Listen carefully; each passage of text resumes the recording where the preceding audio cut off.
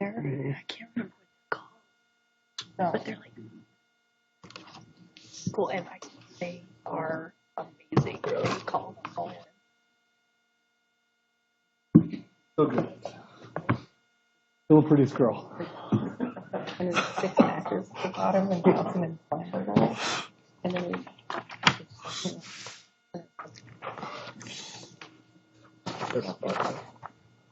Julie, you all set? You and me good? Yes, Mayor.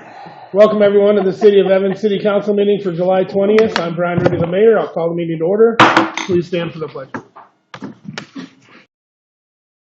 The flag of the United States of America and to the republic for which it stands, one nation, under God, indivisible, with liberty and justice for all.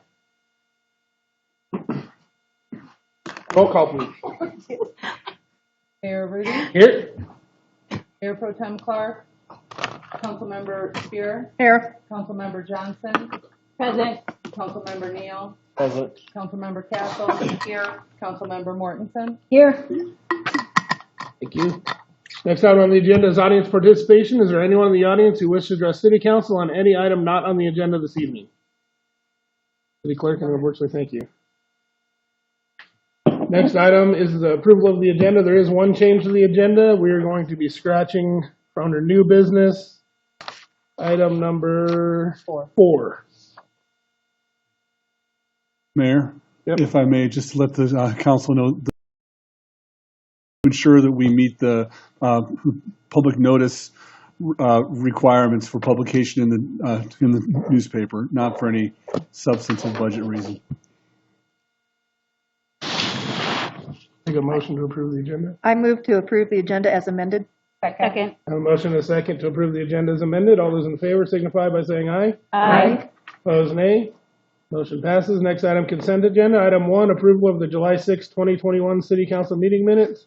Item 2, consideration of ordinance number 746-21, amending sections 18.05.030 and 5.08.205B of the Evans Municipal Code to allow combative sporting and boxing events to the extent such events are permitted under Colorado law, subject to a temporary use permit. Second reading.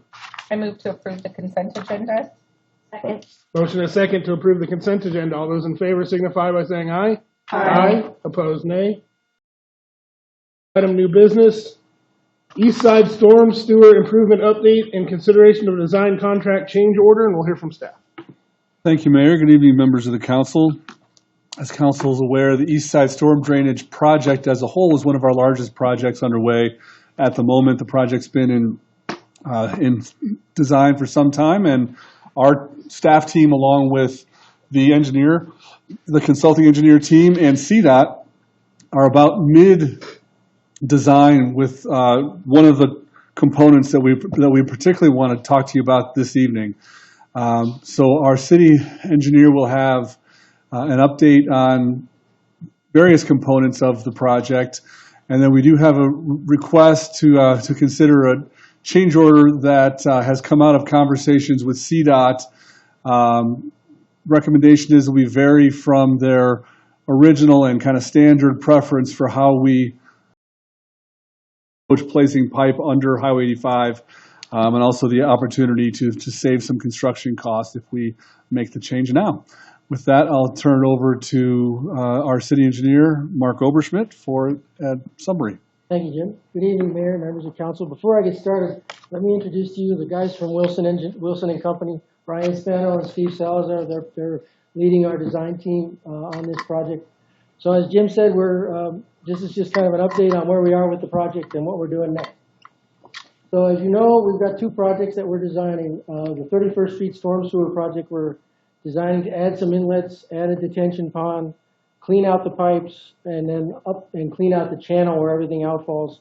That project is designed and ready to be built. We have a construction bid, and we'll be bringing that contract to you for approval at the next meeting. We're waiting on, we just got to confirm one thing with the Union Pacific Railroad before we get their blessing.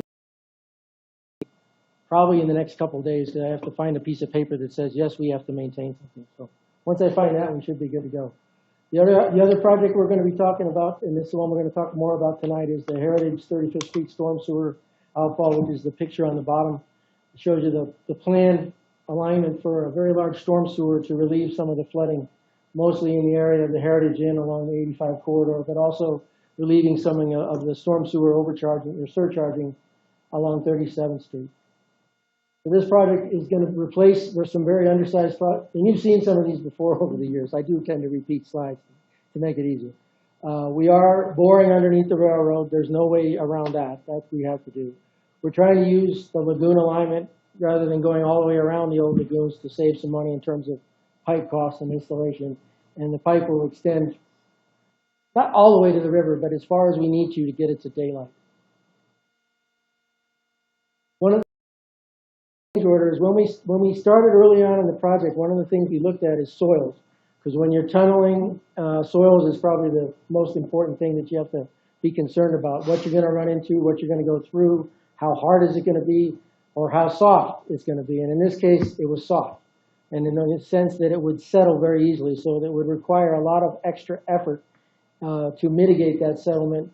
And that risk was pretty high that we'd have settlement. And having settlement across a 4-lane highway would be problematic, to say the least. So that's why we looked at trying to reduce the cost to mitigate the risk by approaching the project from a different angle.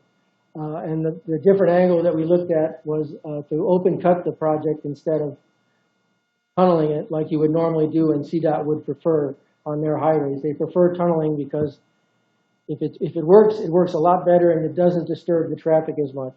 But in this case, it could have potentially disturbed the settlement along through there. So in order to do this, Wilson and Company and the rest of the design team have a little bit more effort involved in the design itself.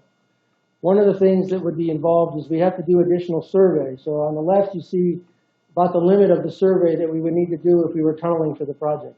A couple hundred feet north and south along the highway, because that's the limit of the work area itself.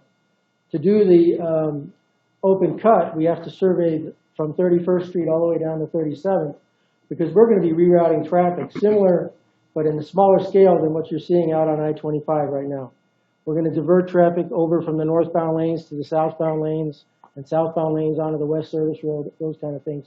In order to do that, I have to know where the road is, and that's why we have to do the additional survey topographically, so we can lay out those new roads so they comply with what CDOT wants to see. This is their road. We're going to have to design it to their standards. So all the traffic control will have to be done to their standards. This is just a thing. When we do this, when we put in these diversions, we're going to have to limit it to that quarter, so you're that mile or so distance. So we're going to have to try to move traffic through there as smoothly as possible. The other thing that this open cut process will potentially do is expedite the speed of the project. We'll be able to open cut pretty quickly, because we're going to open cut, we're going to bed the pipe, and then we're going to flow fill it rather than backfill it with normal dirt, so that we can pretty much rebuild the road almost as fast as we finish burying the pipe. The other part of the project, which kind of came about during the early design phase, we were walking down the end of 35th Street there, and there's about a dozen houses or so down in that area. The sewer is very shallow. And I got a call one day from one of the neighbors, and I was talking to her, and she said, my sewer froze. That's how shallow it is. And our public works guys have had to go out and thaw the sewer services. So we talked to her, and I said, yeah, shallow sewer, storm sewer, I may have a problem here. So what we're looking at doing is potentially the sewer currently drains from east to west to Trinidad and then south. We're looking at potentially flipping that and reversing that sewer line, making it deeper and taking it east and then down the west side of the lagoons to the lift station. Because I can take it deeper into the lift station, I can lower those services so they'll potentially be underneath my storm sewer and there won't be any conflicts. But in order to do that, I need to survey above and beyond what I would normally survey for this storm sewer. The storm sewer survey would just go across the lagoons and keep going to the river.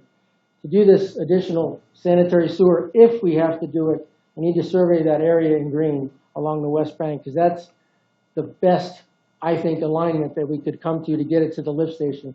Because as you can see, the lift station's down there in the southwest corner of the lagoons. So in the design, during the design phase, we'll get that survey completed, and then as we complete the design and the profiling of the storm sewer, we'll see if we indeed have a conflict with sewer services along the eastern end of 35th Street. If we don't have a conflict and we can work around it with our pipe, we're done. We just keep moving forward. We don't have to redesign the sewer. So we only have that additional cost of the redesigning the sewer if we have a conflict that we can't work around with the pipes. This is a short version. The original contract was about $500,000. Our change order for the additional work needed to comply with all of CDOT requirements, and this does include the cost of the sewer flip, as I call it, if we need to do that. So there would be some savings on the change order if we don't have to do that. So the change order is about $223,000 with a net revised contract of $730,000.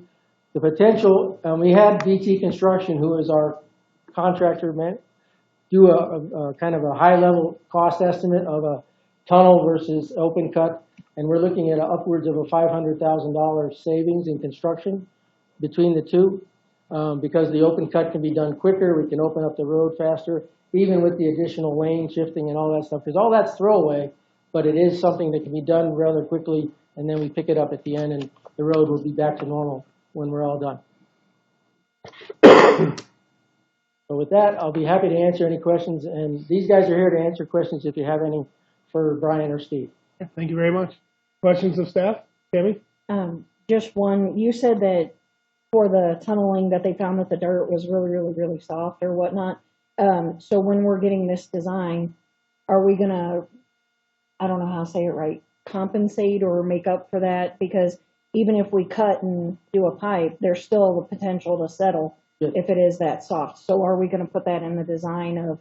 Yeah, with the open cut method, similar, I don't know if you saw it when we were out here on 37th Street, we ran into that sugar sand where the banks were settling. They're going to have trench boxes in the trench. So as the pipe is constructed, that trench box moves with the pipe, and then they'll backfill. So they'll backfill up to the spring line of this pipe, and then they'll flow fill directly on top of that. So they'll be flow filling and backfilling as they go. And that flow fill it's essentially a lightweight concrete, but it's just as strong. So they'll flow fill up, and then when we're ready to pave the patching, we'll just pave right over the top of it. Okay. Thank So you. it'll go a lot quicker. The questions or comments? Lauren? Thank you. If there are no other questions or comments, I'd entertain a motion. I move to approve the change order to the contract with Wilson and Company in the amount of $223,010 and increase the contract amount to $730,144. I second. Motion and second to approve the change order of the contract with Wilson and Company in the amount of $223,010. Increase the contract amount to $730,144. All those in favor signify by saying aye. Aye. Opposed, nay. Motion passes. Thank you. Thank you. Thanks, Jeff. Thank you. Thank you. Thanks for being here. Next item on the agenda, a public hearing, consideration of ordinance number 747-21, repealing and replacing chapter 15.20 of the Evans Municipal Code, the National Electric Code, NEC, first reading. I will open the public hearing and hear from staff. Thank you, Mayor. From time to time, the council adopts the latest building codes, and these take the form of the International Fire Code, the International Residential Building Code, and this is the National Electric Code. And so this, typically these new codes are not adopted every year. In this case, the one we're talking about tonight was adopted in 2020. The one before that was in 2014.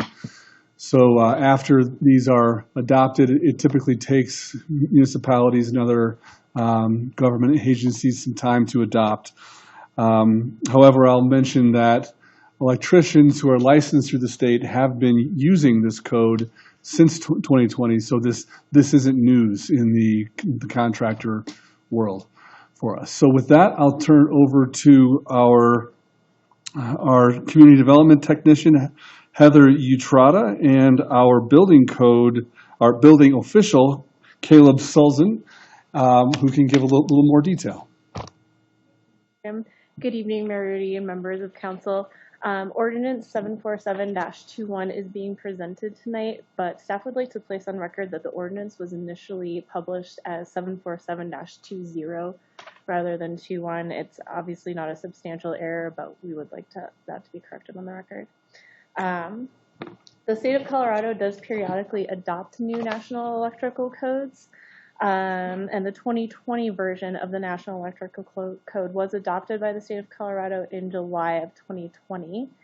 Municipalities are required to adopt that within a year.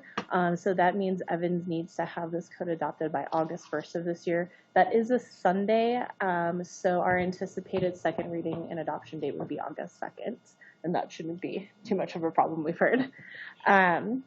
Previous versions of the National Electrical Code adopted by the city have typically had several amendments, but this version does clean that up quite a bit, so there are no amendments to this version. There are also no increased costs to the city.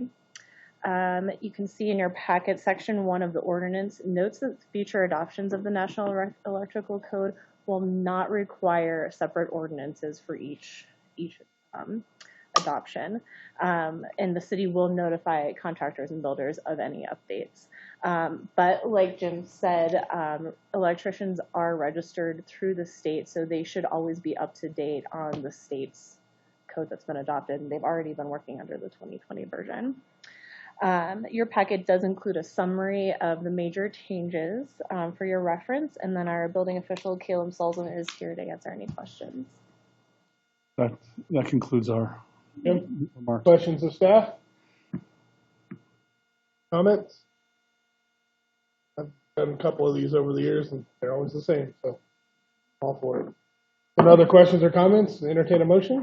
I move to approve ordinance number 747-21 on first reading. Actually, let me stop Was you this a there. Public hearing? Yep, let me stop you there. It's a public hearing. That's on me. The public hearing, is there anyone in the audience who wishes to speak in favor of this item? Is there anyone in the audience who wishes to speak in opposition of this item? None. Are there any other questions of staff? I'll close the public hearing. No. I will move to approve ordinance number 747-21 on first reading. I second. Motion and second to approve ordinance 747-21 on first reading. All those in favor signify by saying aye. Aye. Opposed, nay. Motion passes. Thank you. Thank you. Next item on the agenda is consideration of resolution 17-2021 to approve the Weld County Evans Intergovernmental Agreement for the November 2nd, 2021 coordinated election. Hear from staff. Thank you, Mayor. At Council's July 6th work session, staff received direction to proceed with a ballot measure that would appear on the November 2nd, 2021 coordinated election.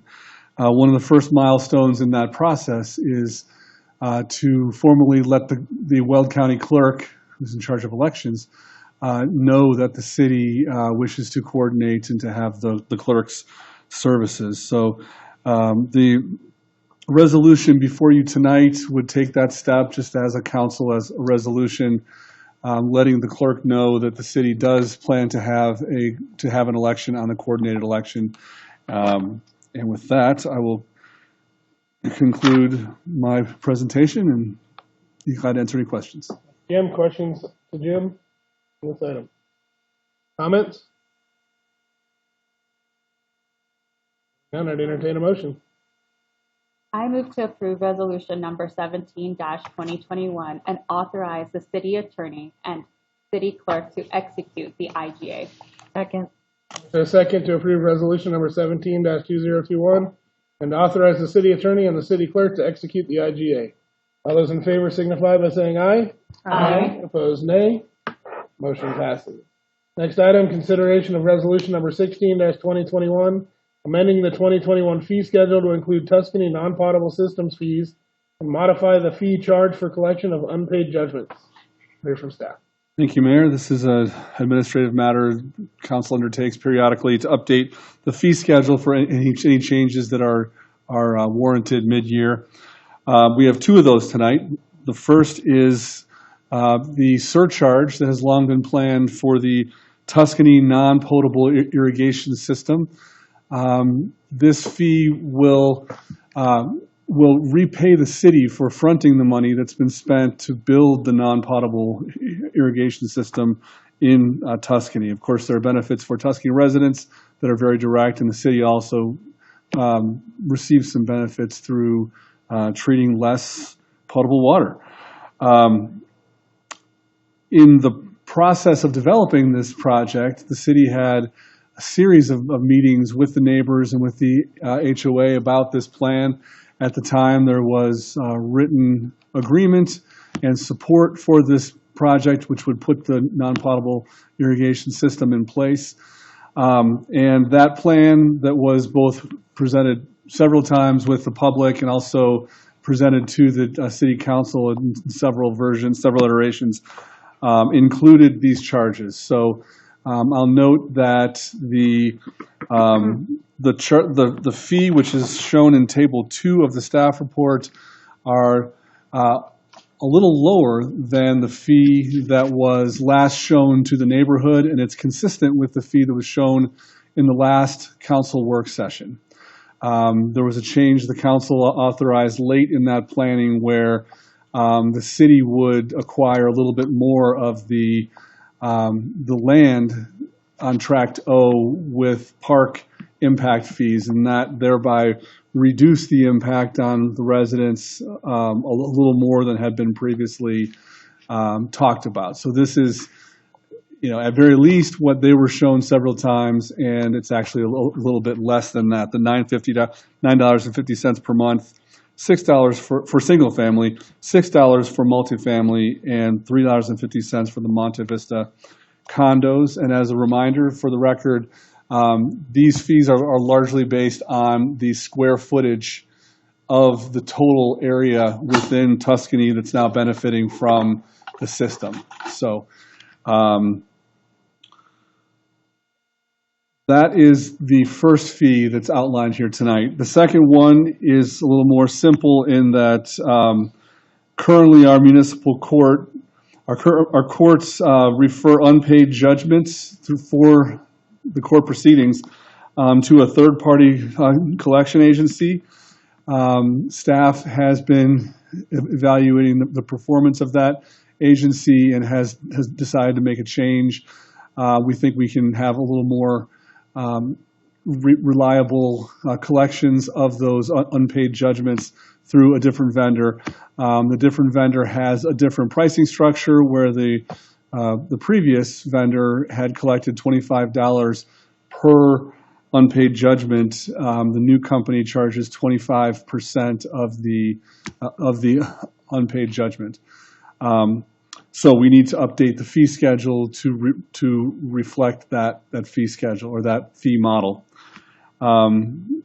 The Assistant City Manager Randy Reedy is here to help answer any questions for Tuscany, and I know our Assistant City Attorney and Prosecutor Drew Lyman and also City Attorney Scott Crowber here if there are questions about the third-party collection costs. That concludes our presentation. Thank you, Jim.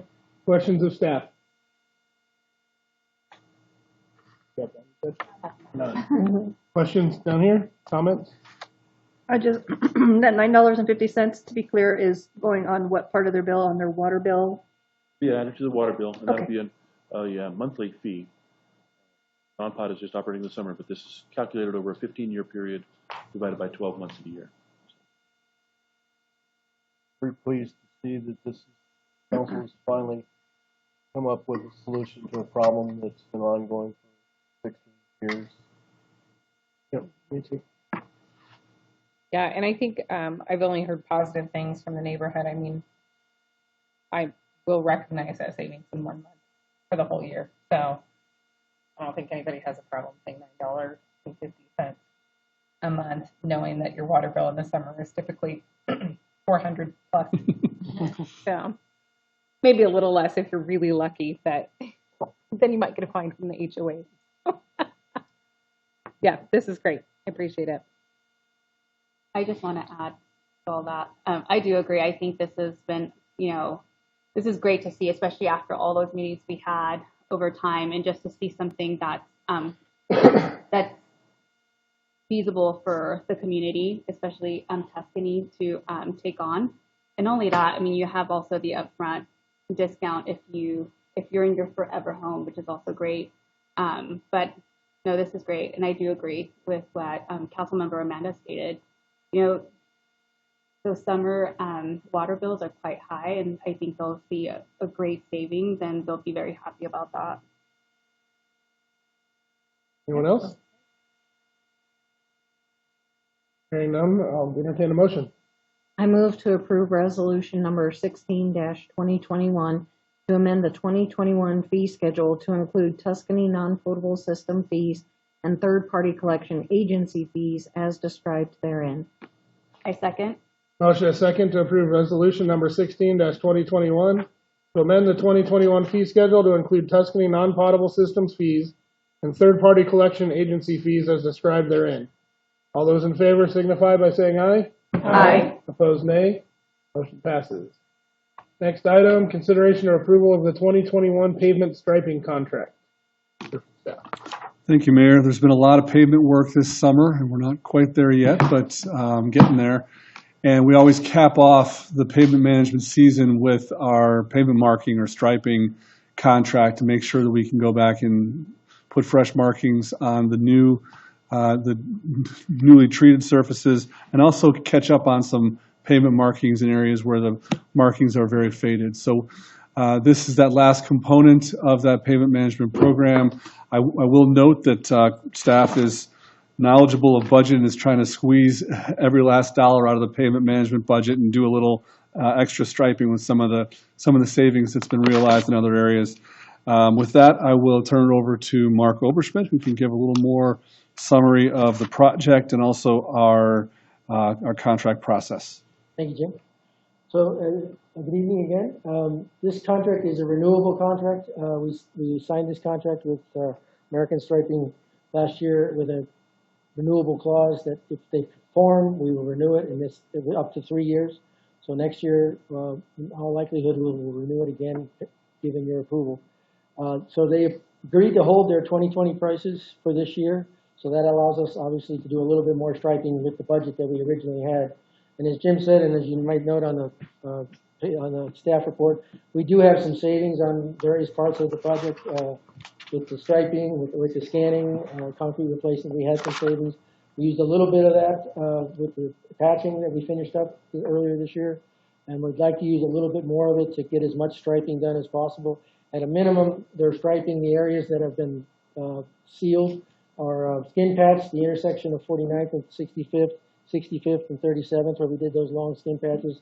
And now you just see those little yellow tape marks, which are almost probably invisible at night. So we're going to get those areas striped. And we're also going to do some areas where the thermoplastics, the stop bars, the turn arrows, and things like that have been worn out over time. We're going to take care of those. So with the savings on our other projects and this $85,000, I think was the original budget, we'd like to have these guys finish that out. In all likelihood, they can do it in a couple of weeks. So we'll be well ahead of our original schedule of having all of our pavement management stuff done by the end of September. So that we can, now we'll have September, October, and November to start planning for next year so that we can keep our pavement management on a more regular schedule. So we're not paving on pavement management projects down into the end of the year. So with that, I'd be happy to answer any questions. Thank you. Questions of staff, comments? I do. This is the same outfit that we used this past year. That's correct, right? Yes.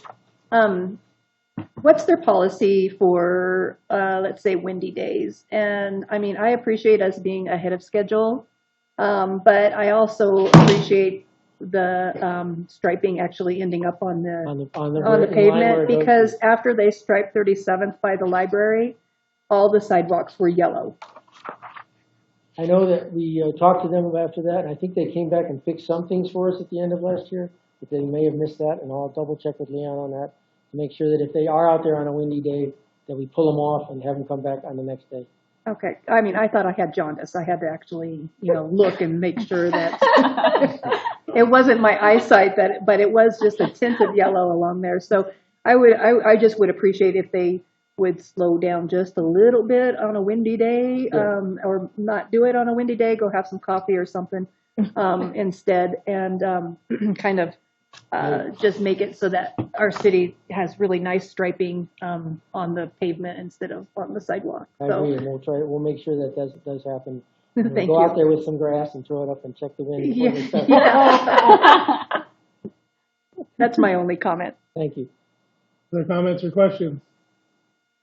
I have one quick question. Does this include, I know you mentioned revamping, I'll say, some of the, Thermoplastic. yes, thank you.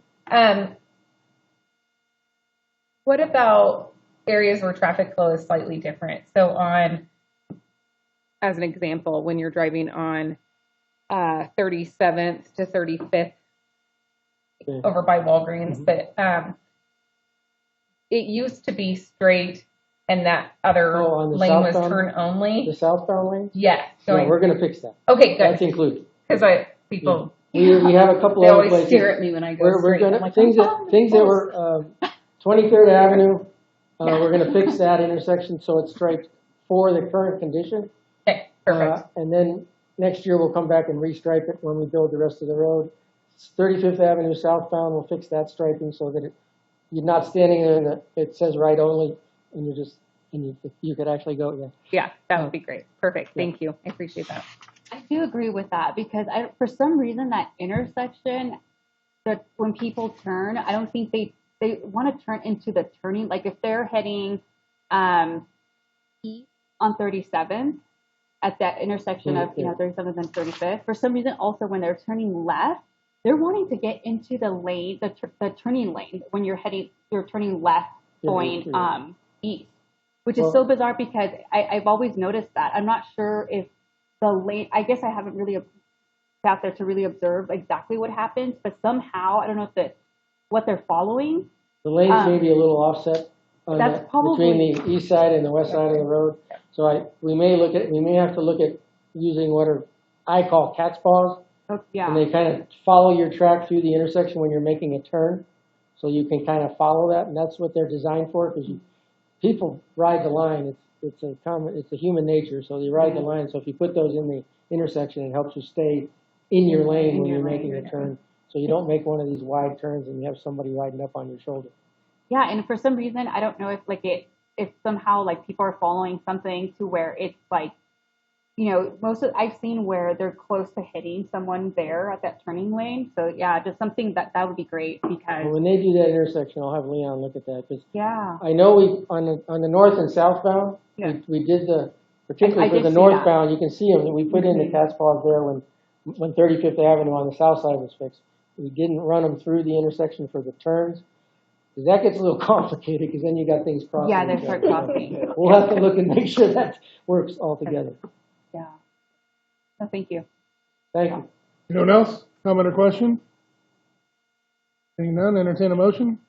I move to award the 2021 pavement marking project contract to American Striping Company and to authorize the mayor's signature on an agreement in the amount of $94,202.50 with a not to exceed amount of $103,623. I second. Motion is second to award the 2021 pavement marking project contract to American Striping Company and authorize the mayor's signature on an agreement in the amount of $94,202.50 with a not to exceed amount of $103,623. All those in favor signify by saying aye. Aye. Opposed, nay. Motion passes. Thank you. Next item, report, city manager.